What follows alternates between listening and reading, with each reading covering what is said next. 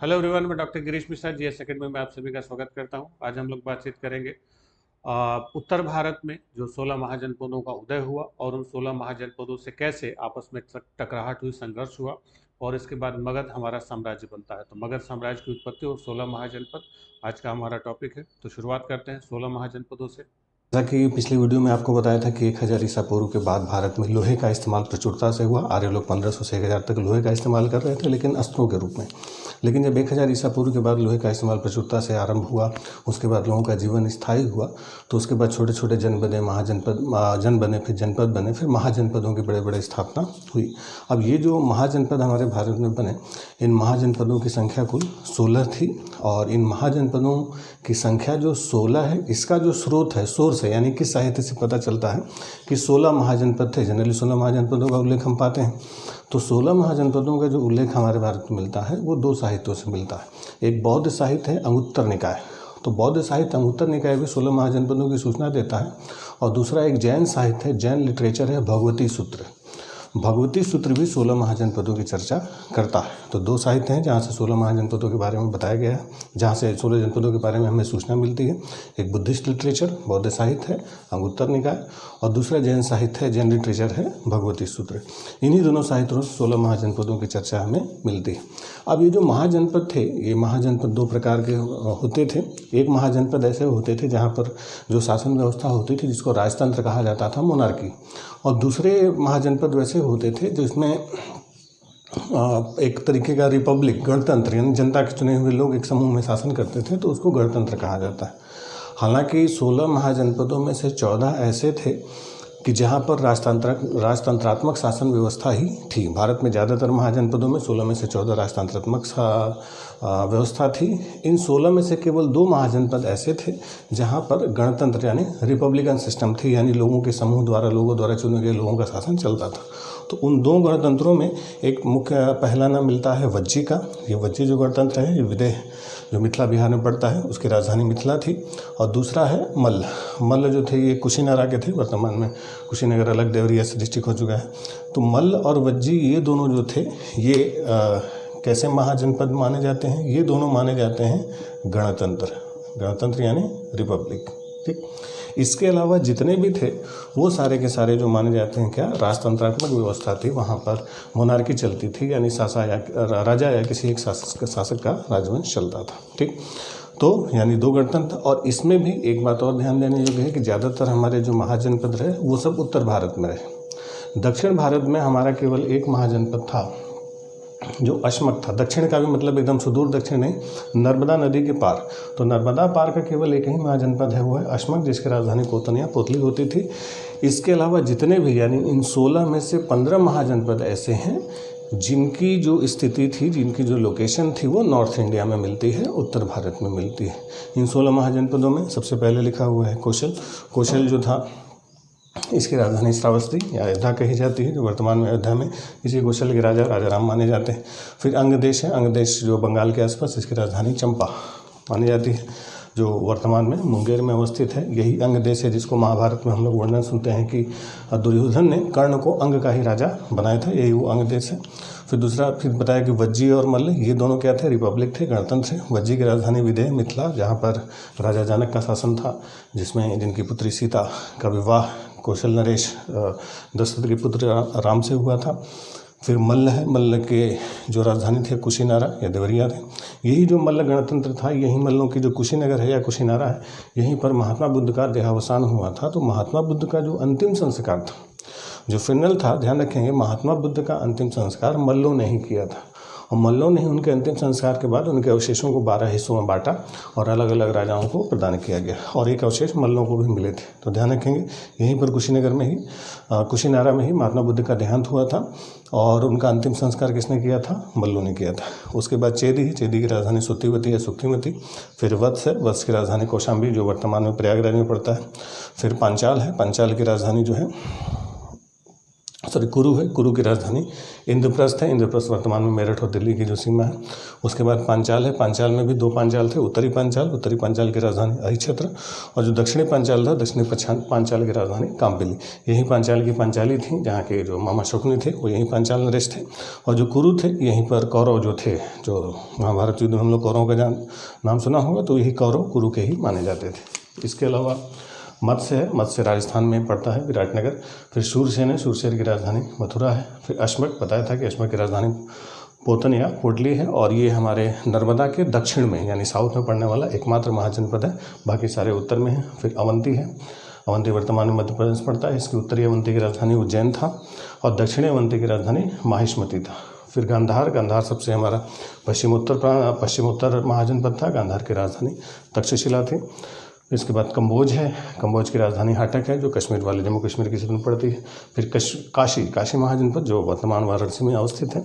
इसी काशी नरेश राजा अश्वसेन जो थे, उन्हीं काशी नरेश राजा अश्वसेन के जो पुत्र थे, वो जैन धर्म के जो 23वें तीर्थंकर माने जाते हैं, पार्श्वनाथ। तो जो जैन धर्म के 23वें तीर्थंकर थे पार्श्वनाथ, वो काशी नरेश अश्वसेन के ही पुत्र थे। उनका जन्म जो था काशी में ही हुआ था, वो काशी नरेश के बेटे थे। ठीक। फिर लास्ट में हम लोगों ने लिखा है मगध। मगध जो है, इसकी राजधानी ग्रीवरेज है, जो बाद में पटना हो गई। तो ये 16 महाजनपदों का विवरण है। इसको आप देख सकते हैं। इसको आप चाहे तो इसका स्क्रीनशॉट लेके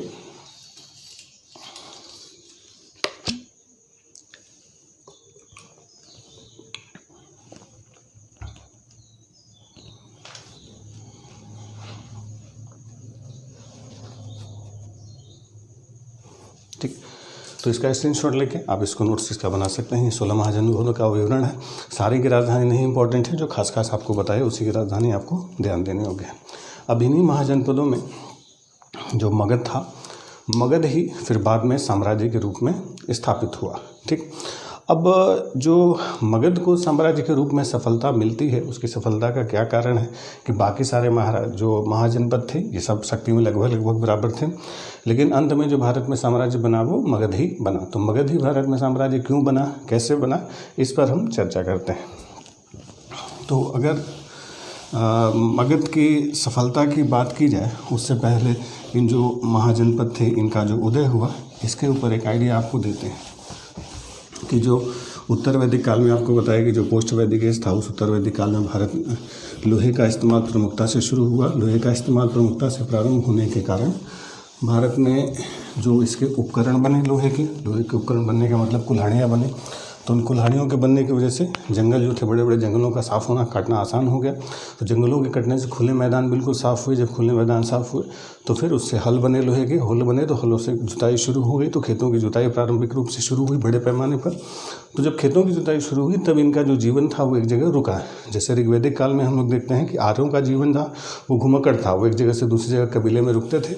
लेकिन जब लोहे का इस्तेमाल यानी 1000 ईसा पूर्व के आसपास भारत में लोहे का इस्तेमाल प्रमुखता से होने लगा, तब इनका जो जीवन था वो एक जगह स्थायी हुआ और ये लोग एक जगह रुकना शुरू किए।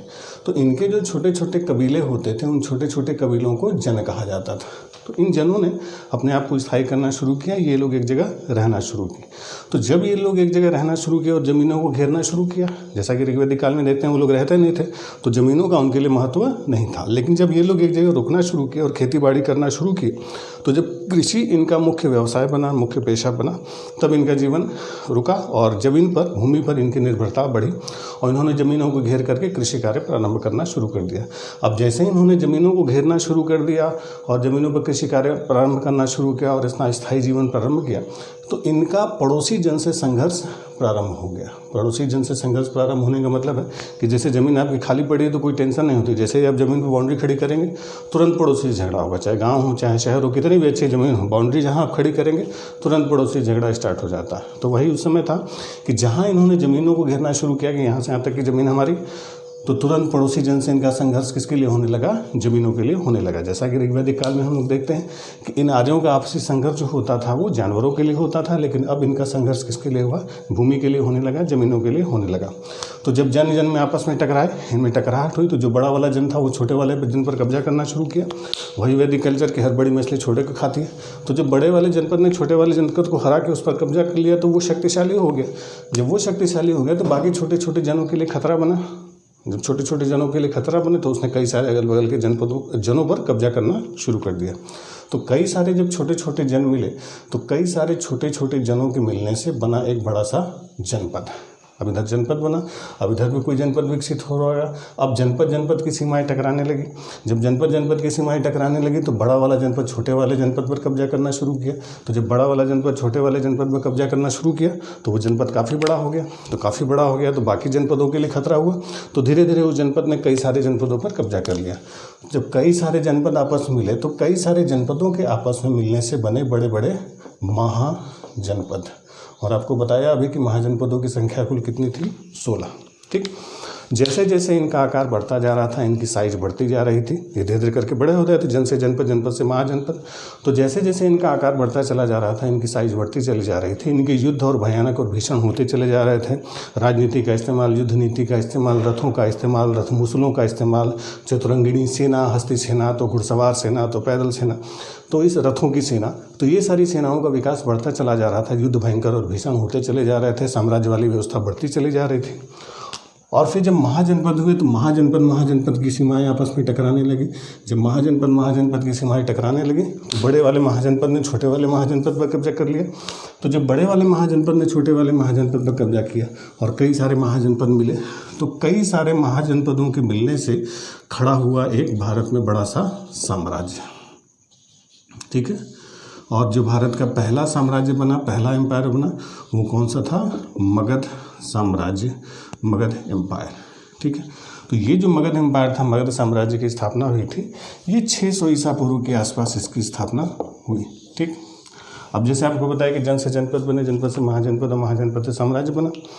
अब साम्राज्य था, मगध साम्राज्य की स्थापना कब हुई? 600 ईसा पूर्व में। और आपको अभी बताया कि भारत में लोहे का इस्तेमाल प्रमुखता से कब प्रारंभ हुआ? 1000 ईसा पूर्व में।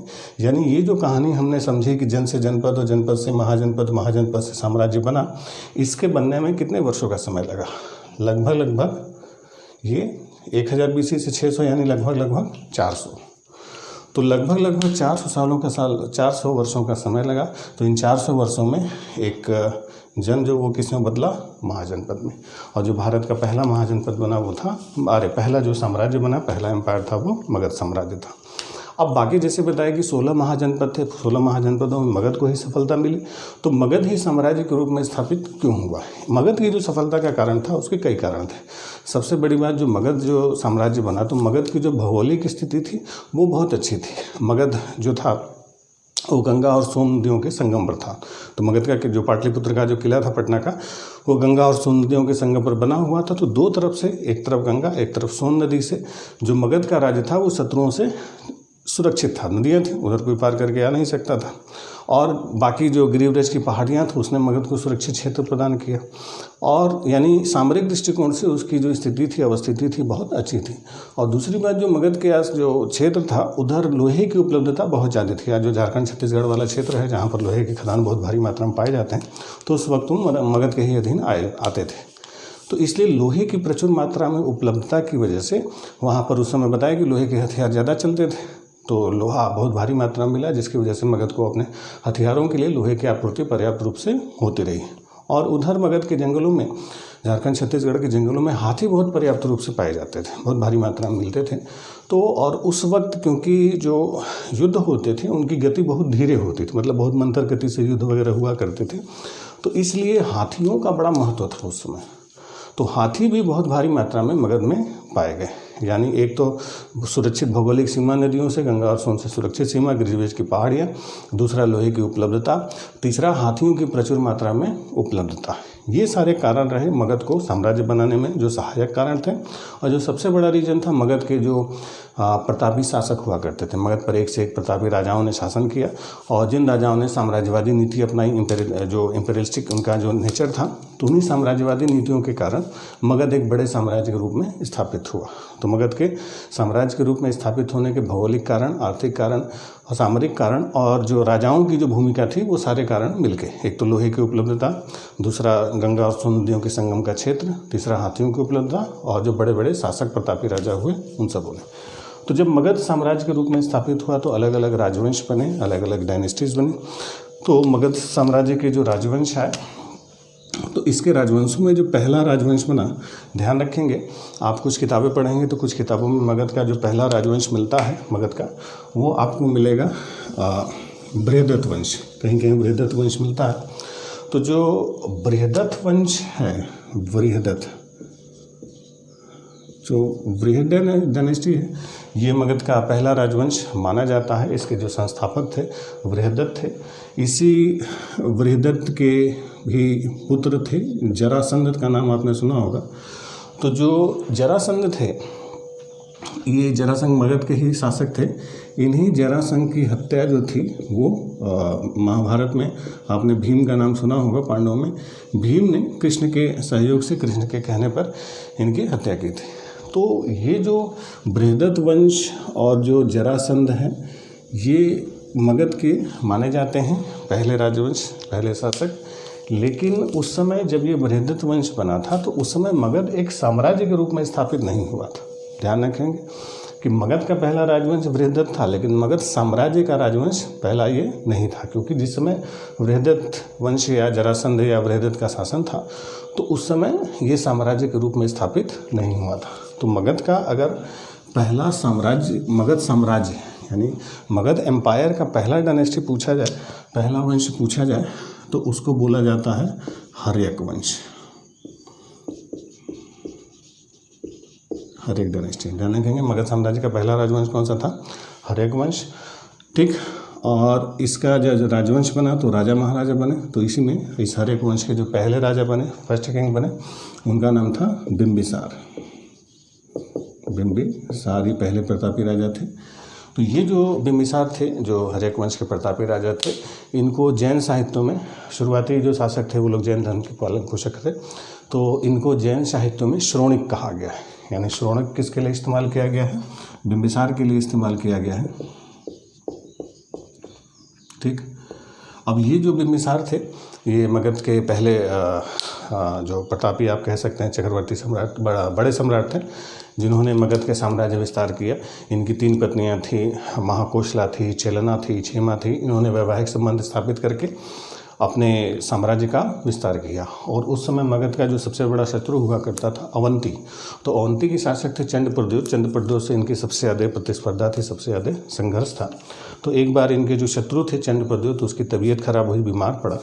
तो उस चंद्रप्रद्योत की तबीयत को सही करने के लिए इन्होंने अपना जो राजवैद्य था, ऑफिशियल इनका जो डॉक्टर था वो था जीवक। तो जीवक को इन्होंने चंद्रप्रद्योत की सेवा के लिए भेजा था। उसको पांडु रोग हो गया था। तो इन्होंने अपने शत्रु की जान बचाने के लिए अपने राजवैद्य को उसके क्षेत्र में, उसके राज्य में भेजा था। तो ये एक प्रमुख भूमिका उनकी मानी जाती है कि मगध में को अवंती से एक कूटनीतिक सफलता इनकी मानी जाती है कि अपने शत्रु की उन्होंने मदद की और उसकी बीमारी को ठीक करवाया। तो जो जीवक था वो डॉक्टर था, ऑफिशियल डॉक्टर था किसका? बिंबिसार का। और ध्यान रखेंगे जो जीवक था, जीवक ने जो अपनी डॉक्टरी की यानी जो पढ़ाई लिखाई की थी वो तक्षशिला विश्वविद्यालय से उसको शिक्षा दीक्षा प्राप्त हुई थी। ठीक। चलिए, इसी जो बिंबिसार था, इसी बिंबिसार का लड़का था अजातशत्रु।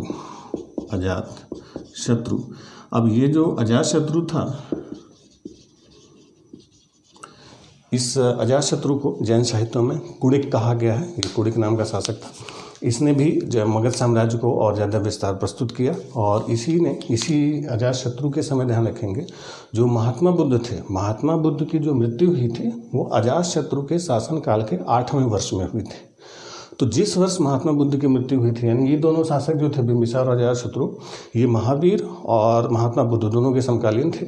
और इसी के समय अजातशत्रु के समय ही, शासनकाल के समय ही महात्मा बुद्ध की मृत्यु हुई थी। और उसी महात्मा बुद्ध की मृत्यु के मतलब इसके शासनकाल के 8वें साल में महात्मा बुद्ध की मृत्यु हुई थी। तो जब महात्मा बुद्ध की मृत्यु हुई थी तो उन्हीं, यानी 483 ईस्वी में उनकी मृत्यु हुई थी महात्मा बुद्ध की।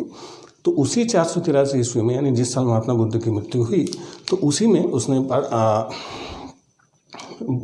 मगध के सप्तपर्णी गुफा में, जो राजगिरी में पड़ता था, तो उसी सप्तपर्णी गुफा में प्रथम बौद्ध संगीति, फर्स्ट बुद्धिस्ट काउंसिल की स्थापना को आयोजित कराया था। तो पहला जो बुद्धिस्ट काउंसिल था, प्रथम बौद्ध संगीति थी, वो अजातशत्रु के समय में हुई थी। ध्यान रखेंगे, महात्मा बुद्ध की मृत्यु इसी शासक के समय हुई।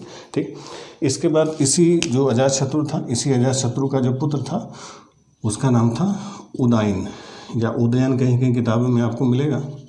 तो ये जो उदयन या उदयन था, इसी को माना जाता है कि बिहार में एक शहर आपने सुना होगा पाटलिपुत्र, जो गंगा और सोन नदियों के संगम पर है।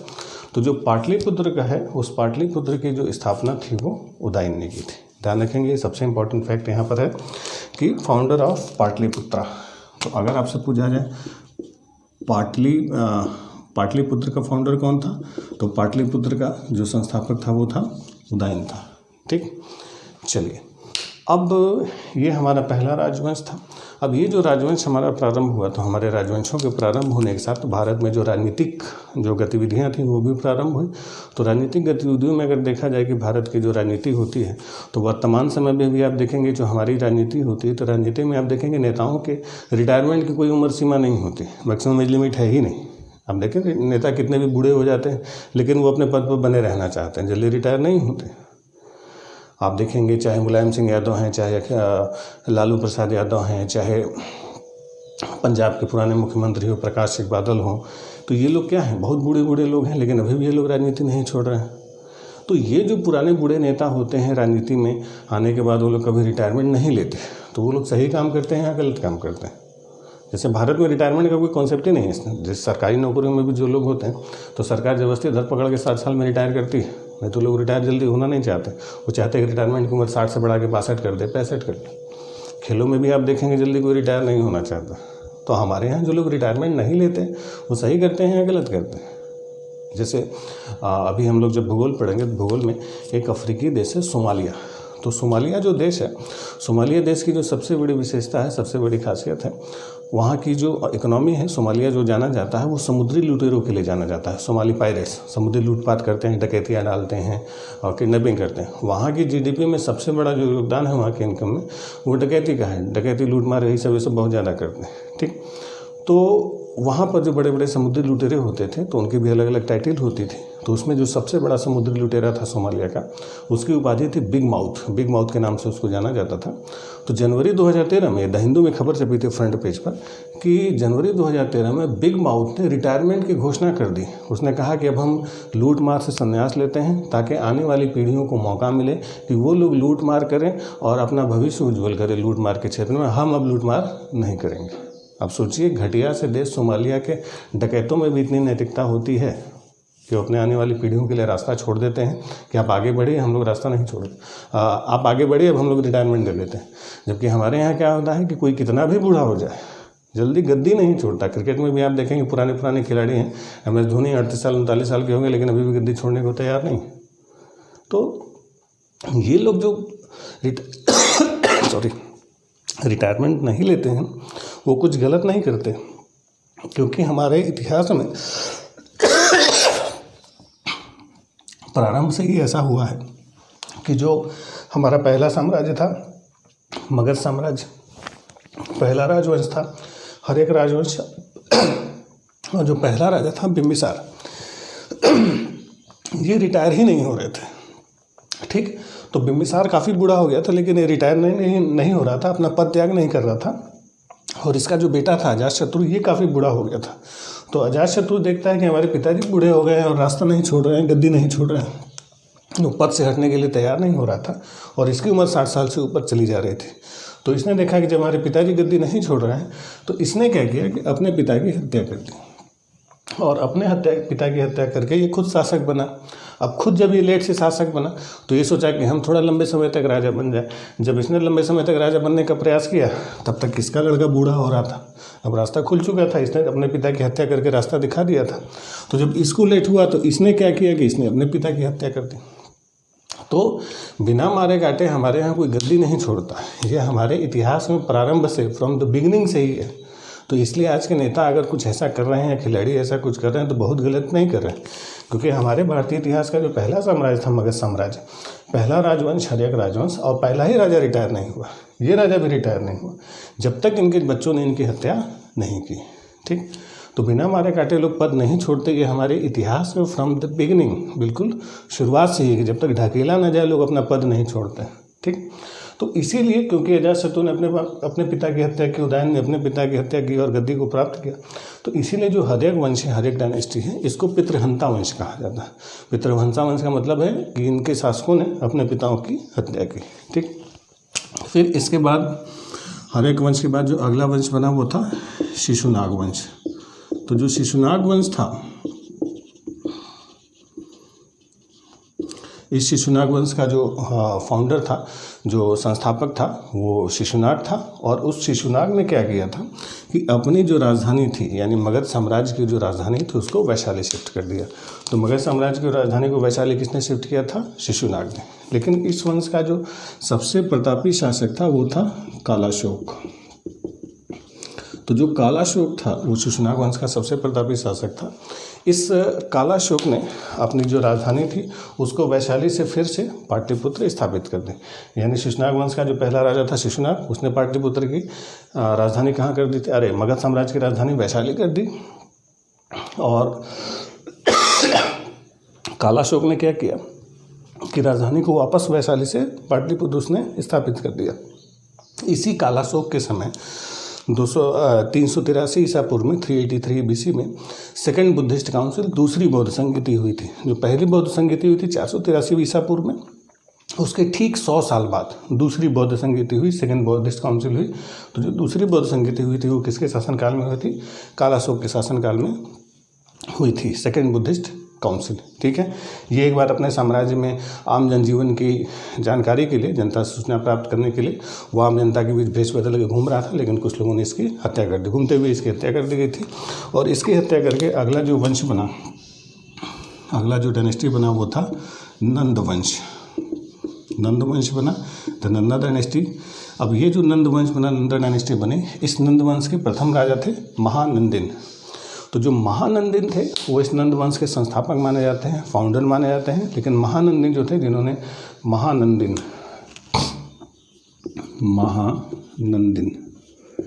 ये नंद वंश के संस्थापक थे, फाउंडर थे, लेकिन ये बहुत बड़े स्तर पर इन्होंने शासन नहीं किया। पहला जो नंद वंश का प्रतापी शासक था, जो बड़ा शासक था, वो था महापद्मनंद।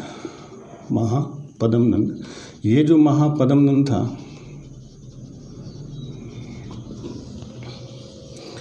ये हमारे इतिहास में एकराट के रूप में जाना जाता है। इसको जैन साहित्यों में एकराट कहा गया है। और सीधे सीधे अगर आपको जानकारी दी जाए कि इतिहास में जो अभिलेख हमारे मिलते हैं, इंस्क्रिप्शंस मिलते हैं, उसमें सबसे पहला यही शासक है जिसका उल्लेख मिलता है। अगर आपसे कहा जाए कि भारत में पहला ऐतिहासिक शासक, फर्स्ट हिस्टोरिकल किंग कौन था, वो महापद्मनंद था। यानी इसके पहले जितने भी शासकों का वर्णन हम लोगों ने किया, ये ऐतिहासिक बुरी तरीके से नहीं है। इनका वर्णन केवल साहित्यों में, धार्मिक साहित्यों में ही मिलता है। लेकिन जो महापद्मनंद था, इस महापद्मनंद का उल्लेख अभिलेखों से मिलना शुरू होता है। जैसे कि 1st सेंचुरी BC में, पहली शताब्दी ईसा पूर्व में, एक राजा हुआ करते थे कलिंग के, खारवेल। तो खारवेल ने अपना हाथी गुम्फा अभिलेख लिखवाया था, हाथी गुम्फा इंस्क्रिप्शन। उस हाथी गुम्फा अभिलेख से पता चलता है कि महापद्मनंद ने कलिंग पर आक्रमण किया था वहाँ पर, और एक जैन जो जिन देवता थे उनकी मूर्ति वो चुरा के लेके चला आया था। ठीक है, तो अभिलेखों में मिलने वाला जो पहला शासक था, यानी सबसे पहला शासक जिसका उल्लेख, जिसका एविडेंस कहाँ से मिलता है, आर्कियोलॉजिकल एविडेंस यानी अभिलेखों में उसका उल्लेख मिलता है, वो कौन था? महापद्मनंद था। हालांकि वो बाद से मिलता है, लेकिन आप कह सकते हैं कि पहला जो हिस्टोरिकल किंग था, ऐतिहासिक शासक था, वो यही था। ठीक, इसी नंद वंश जो था, ये जो नंदा डायनेस्टी हम देखते हैं, इस नंद वंश का अंतिम शासक था घनानंद। ये जो घनानंद था, इस नंद वंश का अंतिम शासक था, लास्ट किंग था। इसी घनानंद को यूनानी साहित्यों में अग्रमीज कहा गया है। इसी घनानंद के समय एक घटना घटी थी 326 ईसा पूर्व, पहले दिन इतिहास के कैलेंडर में आपको बताया था। 326 ईसा पूर्व में सिकंदर नाम का व्यक्ति जिसने भारत पर आक्रमण किया था। तो सिकंदर ने जिस समय भारत पर आक्रमण किया, यानी Alexander's attack on India, Sikandar का भारत आक्रमण, तो सिकंदर का भारत आक्रमण किस समय हुआ? 326 BC, 326 ईसा पूर्व में, अलेक्जेंडर्स अटैक ऑन इंडिया। और उस समय शासक कौन था? घनानंद। और वंश जो था, डायनेस्टी कौन सी थी? नंद वंश की थी। तो ध्यान रखेंगे सिकंदर के शासन के समय इसी वंश का शासक था भारत पर। हालांकि सिकंदर ने जो आक्रमण किया उसका कोई बहुत राजनीतिक असर नहीं पड़ा था और उसका नंदों से कोई मुकाबला, सिकंदर ने ऐसी कोई लड़ाई नहीं लड़ी थी। ध्यान रखेंगे जो सिकंदर नाम का व्यक्ति जो भारत आया था, सिकंदर ने जो भारत पर आक्रमण किया था, उसका कोई बहुत राजनीतिक प्रभाव हमारे इतिहास में नहीं देखा जाता, कोई पॉलिटिकल इम्पैक्ट नहीं देखा जाता, क्योंकि उस समय के हमारे किसी भी इतिहासकार ने, किसी भी हिस्टोरियन ने या किसी भी साहित्यों में सिकंदर की चर्चा नहीं मिलती है। सिकंदर ने भारत पर आक्रमण किया, इसका उल्लेख हमें केवल यूनानी साहित्यों से मिलते हैं। भारतीय साहित्यों में सिकंदर नामक के आक्रमणकारी के उस समय के किसी साहित्य में उसका कोई उल्लेख नहीं मिलता। तो इसी से पता चलता है कि सिकंदर ने जो आक्रमण किया तो उसके सिकंदर के आक्रमण का कोई राजनीतिक असर नहीं पड़ा था। हाँ, सिकंदर के आक्रमण का आर्थिक और सांस्कृतिक प्रभाव बहुत ज़्यादा पड़ा था। तो वो जो आर्थिक और सांस्कृतिक यानी इकोनॉमिकल एंड कल्चरल इम्पैक्ट था, उसके बारे में आगे हम लोग चर्चा करेंगे क्या असर पड़ा, लेकिन राजनीतिक असर नहीं पड़ा था। वो केवल भारत के पश्चिमी क्षेत्रों में आया था, पश्चिमी हिस्से यानी जो झेलम और ब्यास नदी तक था। तो झेलम और ब्यास नदियों के तट तक पहुंचा था और वहाँ के जनजातियों से उसका मुकाबला हुआ। और वहाँ पर जब उसने लड़ाई लड़ी, उसने जो युद्ध लड़े, तो उस युद्ध में उसे बहुत ज़्यादा क्षति उठानी पड़ी, क्योंकि जो सिकंदर की सेना भारत में आई थी युद्ध करने के लिए, तो उस समय भारत में जो सिकंदर की सेना आई थी, तो सिकंदर की सेना बिल्कुल खुले मैदानों में लड़ने की आदत थी, बिल्कुल दुधारी तलवार होती थी, छोटी छोटी खुले मैदानों में लोग लड़ने के आदि थे। जबकि भारत में उस समय तक जो पश्चिमी हिस्सा था वहाँ पर बिल्कुल जंगली माहौल हुआ करता था। आपको बता दें सिकंदर के हमले तक भारत में जूता चप्पल पहनने का कॉन्सेप्ट नहीं था, हम लोग जूता उस समय नहीं पहना करते थे। तो जूता चप्पल लोग पहनते नहीं थे, जंगलों में रहा करते थे।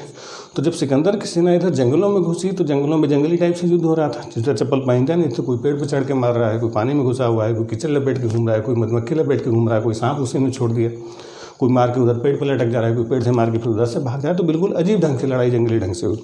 उसी में भी युद्ध चल ही रहा है, तब तक किसी ने हाथी दौड़ा दिए। उसमें हाथी जैसा बड़ा सा जानवर उन लोगों ने पहली बार देखा था, इतना बड़ा सा जानवर आ रहा है। हाथी आया 10-20 को कुचल के वो निकल जा रहा है, तो उनको बड़ी टेंशन हो जाती थी। अब सोचिए इसी हाथी के चक्कर में सिकंदर का घोड़ा जो था उसकी मौत हो गई। सिकंदर का जो अपना फेवरेट घोड़ा था, बुकेफेला उसका नाम था, बुकेफेलिया कहा जाता है।